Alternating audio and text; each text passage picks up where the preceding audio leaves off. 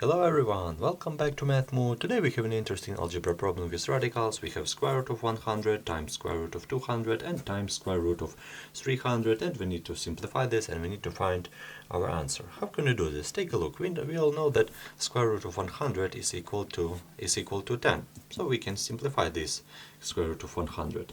And moreover, we can write this 200 as 2 times 100. It's really good because moreover we can express this 200 as 40 times 5 as 2 times 100. The best way is 2 times 100. And this 30 we can express as 3 times 100. So we can express this on the left as 10. So we can write it as 10 as well. Square root of 100 times square root of 2 times 100 and times square root of 3 times 100. So we can express this 200 as 2 times 100 and this 300 as 3 times 100.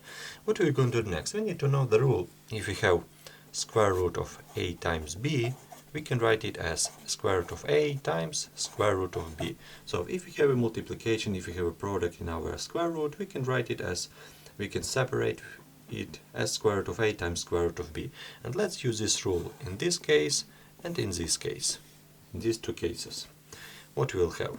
We will have this 10 the same, 10 times square root of 2, we split it, times square root of 100, this is our square root of 200, and multiplying by square root of 3 times square root of 100, and this is our square root of 300. So we just simplify this. What we're going to do next?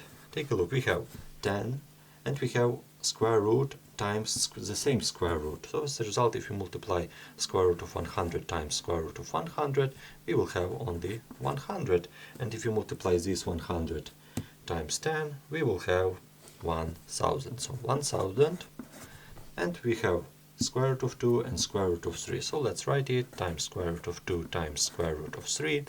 And we can use this rule in a reverse way. So we have situation like that. We can multiply this in our square root sign. So as a result, we'll have that this will be equal to 1000 times square root of 2 times 3.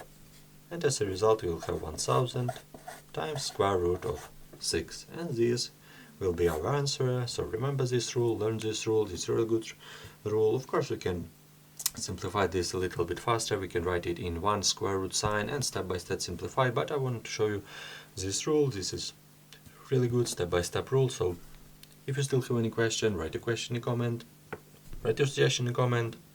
Thank you so much for watching and see you in the next videos.